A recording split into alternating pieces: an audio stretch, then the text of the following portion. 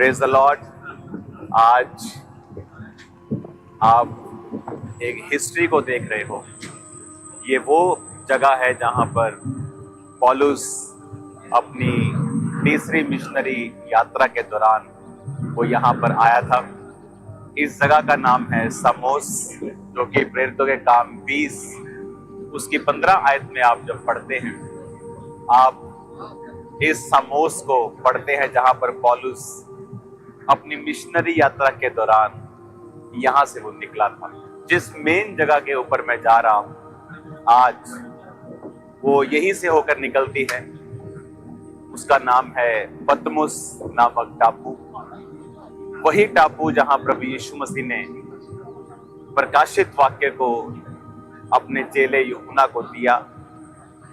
दुनिया की one of the most blessed place, आज मैं वहां पे जा रहा हूं। तो आज जो आप ये सामोस नाम का टापू देख रहे हैं, इस टापू से जब पौलुस अपनी तीसरी मिशनरी यात्रा पे था, यहां से कुछ दूर के ऊपर वो त्रोआस में था। और उसके बारे में मैं आपको वर्ड अभी दूंगा अंदर जाके, और आप इस जगह को देखिए कि आप हिस्ट्री को देख रहे हो। आप पौलुस जहां जहां से गुजरा, आप उस जगह को देख रहे हो। जहां जहां उसने प्रीच किया, जिन जिन आइलैंड्स के ऊपर, आप उस जगह के ऊपर देख रहे हो। तो आज मैं आपको बताने वाला हूं कि ये कौन सी जगह है और इसका महत्व इस हिस्ट्री में क्या है, बाइबल की हिस्ट्री में क्या है। तो आज जितने लोग आप परमेश्वर की हुजूरी में हो, खुदा की स्पिरिट आपको इतना आज छुएगी। और अगर आप बीमार हैं तो आज आपका दिन है यीशु मसीह के नाम में हीलिंग को लेने का। और मैं आपकी लाइफ के ऊपर प्रोफेसी करता हूं, आज आप वचन को सुनते सुनते हील होंगे, वचन को सुनते सुनते पवित्र आत्मा से भरेंगे, वचन को सुनते सुनते अपनी व्हील चेयरों से आप खड़े हो जाएंगे और खुदा का रूह आपको छुएगा और आपके बंद रास्तों को खोलेगा। तैयार रहे परमेश्वर के वर्ड को सुनने के लिए। राइट नाउ मैं इस दुनिया के सबसे पवित्र स्थानों में से एक स्थान,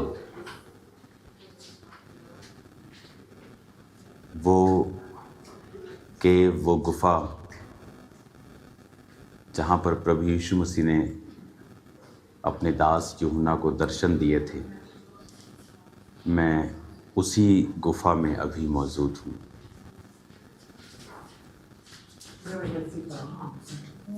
ये एक हमारे लिए इमोशनल, स्पिरिचुअल एक पल था जब मैं इस गुफा में प्रार्थना कर रहा था। यहाँ पर आप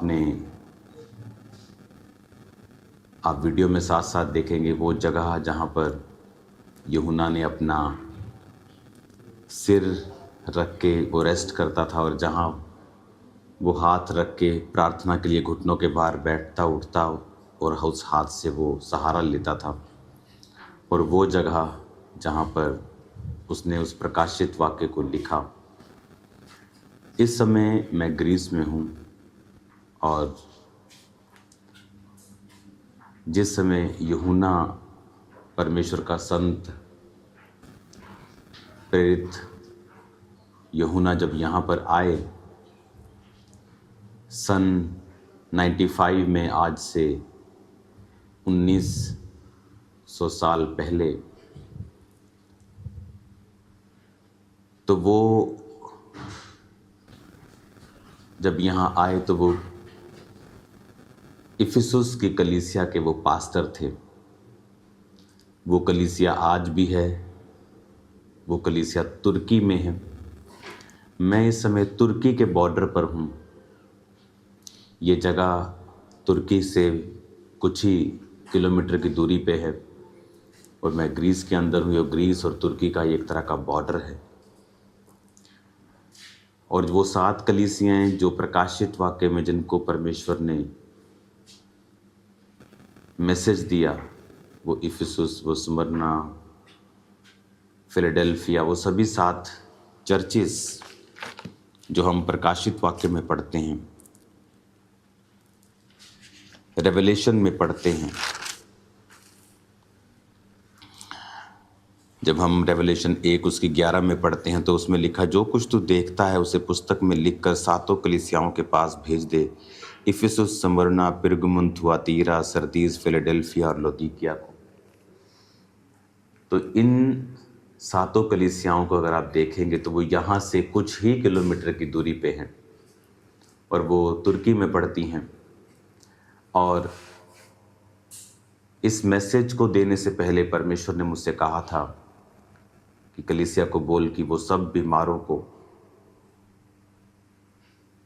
आज के दिन, संडे के दिन वहाँ पे इकट्ठा रखें, क्योंकि आज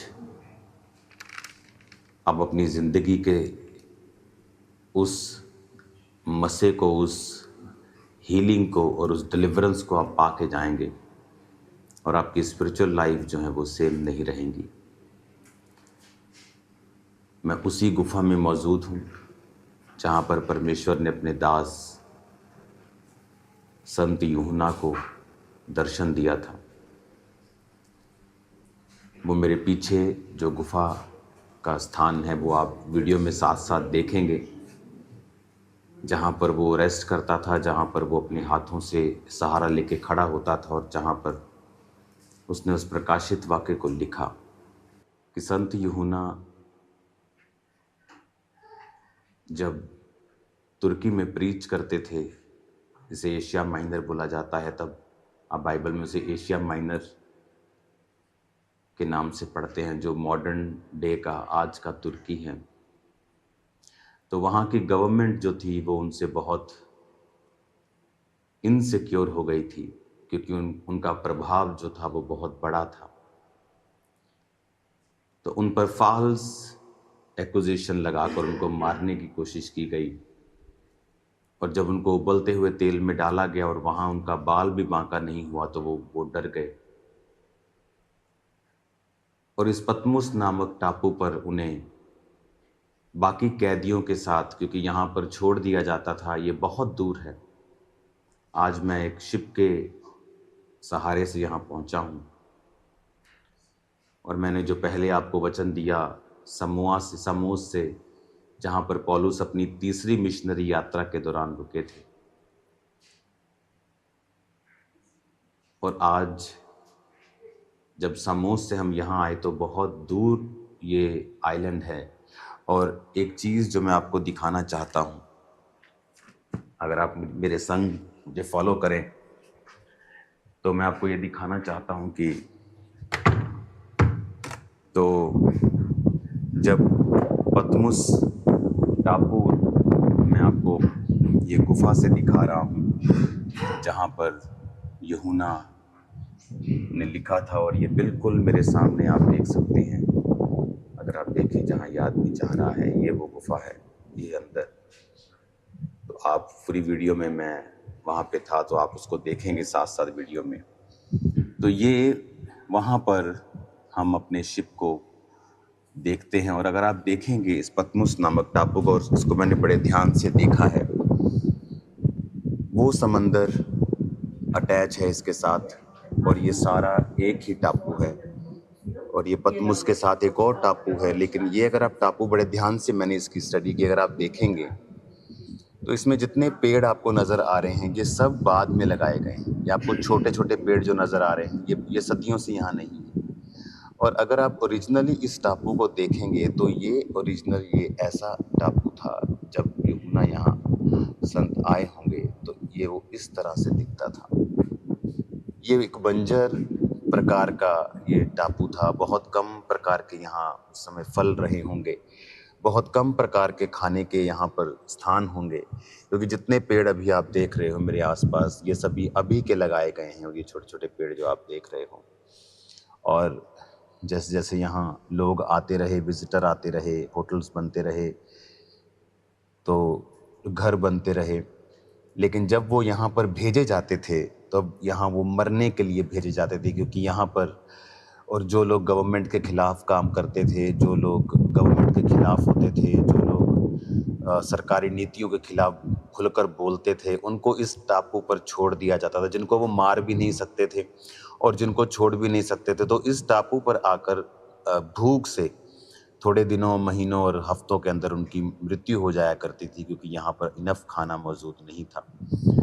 कभी मछली आप कितनी पकड़ सकते हो, आपके पास कोई चीज़ नहीं है, आपके पास कोई इनफ कपड़े नहीं हैं, यहाँ बहुत ही सर्दियों में सर्दी, गर्मियों में गर्मी। तो इस तरह से उनकी ज़िंदगी को टफ करने के लिए वो यहाँ पे इनको छोड़ दिया करते थे। अगर आप देखेंगे ध्यान से तो जो टापू आपको ओरिजिनल दशा में है वो हमेशा आपको बंजर ही, यहाँ पर इतना ज़्यादा गहरा आपको नहीं दिखाई देगा। तो इस तरह से तो 95 ईस्वी में संत यूहन्ना पतमुस नामक टापू पर छोड़ दिए गए थे और इस टापू पर जो लोग उनके साथ वो सज़ा भुगत रहे थे, उन्होंने उनको प्रचार किया, उनको बपतिस्मा दिया, क्राइस्ट का उन्हें फॉलोअर बनाया। और इस गुफा में जो एक वोल्केनिक केव है, यानी ये ज्वालामुखी के कारण एक केव बनी थी, और ये अब यहाँ तो आपको ये लकड़ी के नज़र आ रहे हैं क्योंकि ये बनाए गए हैं, लेकिन अंदर जो केव हमने देखी हैं वो टोटल एक पत्थर की एक गुफा है टोटल बनी हुई। और उस पत्थर की गुफा में जब आप देखेंगे उसे साथ साथ वीडियो में, तो वो वोल्केनिक ज्वालामुखी के लावा के साथ बनी गई एक गुफा है। तो वो इस जगह के ऊपर वो प्रार्थना करने के लिए आया करते थे, वो प्रीच करते थे नीचे लोगों को, यहाँ के जो कैदी थे उनको बैप्टाइज करते थे, और उसके बाद यहाँ पर वो अलग प्रार्थना करने के लिए, जिस तरह प्रभु यीशु मसीह अलग जंगलों में जाकर वो प्रार्थना करते थे, वो यहाँ पर भी वो प्रार्थना करने के लिए आया करते थे।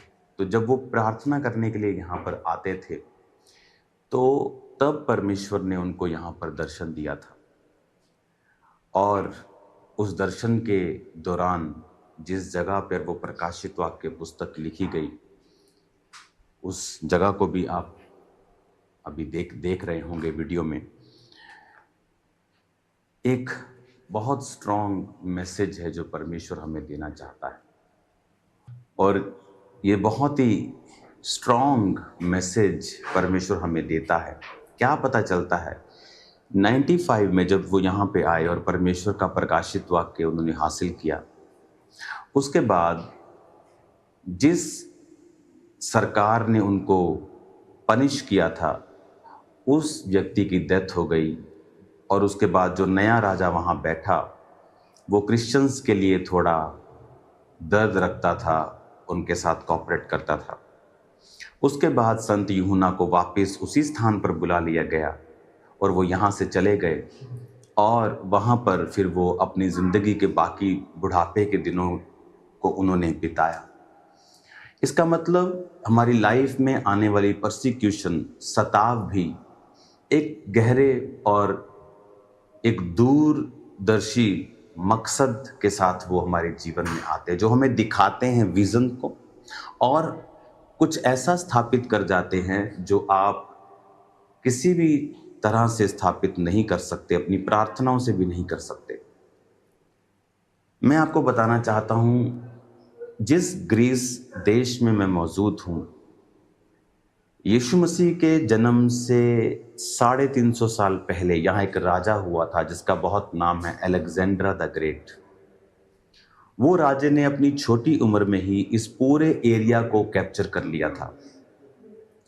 उसने अपनी छोटी उम्र में ही, अगर मैं आपको उसके एरियाज़ को बताऊं कि कौन कौन से एरियाज़ थे जो अलेक्जेंडर ने कैप्चर कर लिए थे, क्योंकि आप बोलोगे आप इतिहास क्यों पढ़ा रहे हैं, क्योंकि उसका एक गहरा मकसद है मेरे पास आपको बताने का। इस ग्रीस में अलेक्जेंड्रा जो राजा था उसकी ताजपोशी की गई थी, इसी ग्रीस में जहां मैं आपके साथ बात कर रहा हूं। पतमुस भी उसी ग्रीस का आज एक हिस्सा है। उस समय ये अलग तरह से अलग टेरिटरीज के अधीन था। तो जब आज आप देखते हैं, उस समय ये ग्रीक राजा, ग्रीक किंगडम से अलेक्जेंड्रा पैदा हुआ, और अलेक्जेंड्रा ने पैदा मतलब कि उसका राज्य पैदा हुआ। और अगर आप उसके देश देखेंगे, जो उसने देश कैप्चर किए बहुत ही छोटी उम्र में, और वो कभी हारा नहीं। वो बीमार होके मरा था, कोई बोलते उसको पॉइजन दिया या कुछ भी दिया, लेकिन वो हारा नहीं। मैकेडोनिया से लेके Greece, Bulgaria, Albania, Egypt, Turkey, Syria, Israel, Palestine, Jordan, Lebanon, Iraq, Kuwait, Iran, Afghanistan, Pakistan, Bharat के कुछ हिस्से, Turkmenistan, Uzbekistan, Tajikistan, west to east अगर आप देखेंगे तो वो 4800 किलोमीटर लंबा, और दुनिया का 7वां अगर आज हम देखेंगे तो वो सबसे बड़ा राज्य था बाय लैंड। लेकिन उस समय इन देशों को वो जीत कर, और उसने ग्रीस की ग्रीक भाषा जो आज यहाँ बोली जाती है, उस भाषा को उसने इंटरनेशनली स्थापित कर दिया था कि यही भाषा यहाँ पर सब व्यक्तियों के द्वारा बोली जाएगी। कई बार हमें ऐसा लगता है कि परमेश्वर के पास सब चीज़ों का कंट्रोल नहीं है, क्योंकि फलाने देश में तो एक नॉन क्रिश्चियन सरकार है, और जो कामयाब हो रही है, जो मन चाहती है वो करती है, शायद परमेश्वर का वहाँ पे कोई भी कंट्रोल नहीं है। पर आप देखो, जब अलेक्जेंड्रा सब राज्यों, देशों के ऊपर कब्जा कर रहा था और अपने राज्य को फैला रहा था, और ग्रीक भाषा को उसने स्ट्रांगली लागू कर दिया, और देखो उसको नहीं पता था, क्योंकि वो तैयारी हो रही थी मसीह के आने की, कि जब मसीह आएगा तो अगर मसीह की भाषा, अगर वो जिस देश में था, अगर थोड़े से ही भाषा उस देश में थोड़े से लोगों को ही मालूम होती, तो सुसमाचार को फैलाना बहुत ही मुश्किल था। आज की इंटरनेट की वो दुनिया नहीं थी, प्रिंटिंग प्रेस की दुनिया नहीं थी, लोग लिख कर भेजते थे। तो उस समय परमेश्वर ने पहले ये अलाउ किया कि वो राजा ग्रीक भाषा को पूरे राज्य में, और उसके राज्य को बड़ा किया, और उसके 300 साल बाद जीसस क्राइस्ट का जन्म हुआ, और यूनानी भाषा में नया नियम लिखा गया, क्योंकि यूनानी भाषा अब इन सब देशों में बोली जाती थी, और उसका बड़ा प्रभाव था, और वो एक इंटरनेशनल तब लैंग्वेज थी। तो इसीलिए परमेश्वर का जो सुसमाचार है, जो क्राइस्ट की गॉस्पल है, वो इसीलिए वहां पर फैल सका, और बहुत तेजी के साथ वो फैला। हालेलुया, तारीफ करो, जितनी हाथों में ताकत है, जितनी हाथों में ताकत है। हालेलुया। कई बार आपको लगता है कि ये लोग ऐसा कर रहे हैं, ये अन्य जाति लोग ऐसा कर रहे हैं, लेकिन मैं आपको बता रहा हूं, ये क्राइस्ट के उसके प्लान से, उसकी योजना से बाहर नहीं है। परमेश्वर सब चीज़ों के ऊपर अल्टीमेटली कंट्रोल रखता है, और सब चीज़ों के ऊपर निगाह रखता है, और सब चीज़ें मिलकर भलाई को पैदा करती हैं जो मसीह यीशु से प्रेम रखते हैं। आज से मैं बहुत जल्द आपके बीच में हूँगा। आज और कल मैं यहाँ पे हूँ, उसके बाद मैं चला जाऊँगा वापस। तो मैं ये आपको बोलना चाहता हूँ, आज से आप इस पवित्र भूमि से, जब मैं आपको रहा हूँ, प्रार्थना कर रहा हूँ, आप 31 डेज के सब कलीसिया, अगर आपको कोई दिक्कत भी है तो भी आप ये रोज़े रखेंगे। आप 31 डेज के लिए रोज़े रख के आप परमेश्वर की बेदारी को, परमेश्वर की सुरक्षा को, डिवाइन प्रोटेक्शन को, और उसकी ग्लोरी को, कि खामबरा चर्च से, परमेश्वर के दास के जीवन से परमेश्वर की ग्लोरी फैले, और खुदावंद की बेदारी हो, और सुरक्षा परमेश्वर की हो। आप ये मेरे लिए प्रार्थना करेंगे अगले 31 दिन, और चर्च की बेदारी के लिए, लोगों की बेदारी के लिए, भारत की बेदारी के लिए आप प्रार्थना करें। बाकी देश जो हमारे साथ हैं, हमारे पड़ोसी हैं, उनकी बेदारी के लिए आप प्रार्थना करें।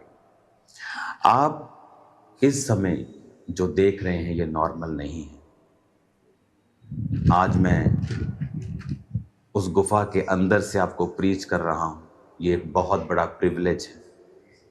इस गुफा के अंदर जो पास्टर हैं, आई थिंक उनकी एज 90 साल की होगी, आप वो फोटो देखेंगे मेरी उनके साथ। वो किससे बात नहीं करते यहाँ पे, वो जस्ट वो अपना काम कर रहे थे, क्योंकि यहाँ पर बहुत से लोग जो हैं वो विज़िट करते हैं।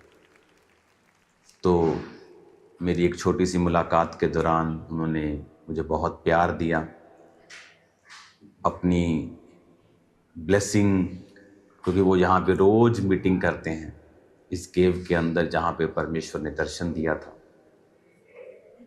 तो उन्होंने मुझे किस किया 2 बार और अपना प्रेम जो परमेश्वर का उनके हृदय में था मुझे दिखाया। और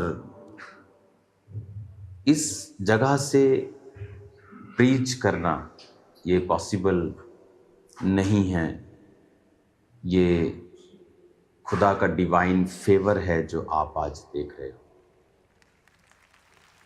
परमेश्वर की ब्लेसिंग जो है आप आज रिसीव कर रहे हो। मैंने बहुत सी टेस्टिमनी सुनी हैं कि इस जगह पे आने के बाद लाइफ सेम नहीं रहती, क्योंकि आप परमेश्वर के उस प्रेजेंस को आप महसूस करते हैं कि परमेश्वर का आत्मा यहाँ पे अपने दास को लेके आया। और देखो, जो प्रकाशित वाक्य लिख लिया गया 96 में वापस चले गए। यहाँ परमेश्वर सिर्फ उनको कुछ देने के लिए लेके आया था। लोगों के लिए वो सजा थी, लोगों के लिए वो पनिशमेंट थी, लोगों के लिए एक दास के ऊपर एक सरकार का कब्जा था। लेकिन स्पिरिचुअल रियलम में वो एक ओपनिंग थी, वो एक स्टार्टिंग थी, वो एक कारण था कि परमेश्वर ने अपने दास को उस रेवलेशन के साथ ब्लेस किया।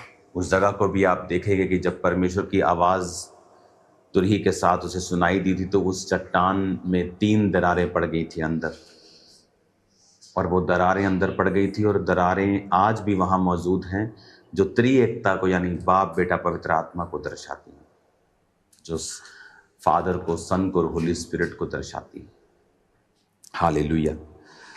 आज मैं आपको ये बताना चाहता हूँ, आपकी लाइफ में अगर आप परमेश्वर के साथ वफादार हैं तो कुछ भी घटना क्यों नहीं हो रही हो, कुछ भी क्यों नहीं हो रहा हो, कैसा भी सिचुएशन क्यों नहीं हो, वो सब चीज़ें आपकी भलाई के लिए ही मुड़ जाएंगी।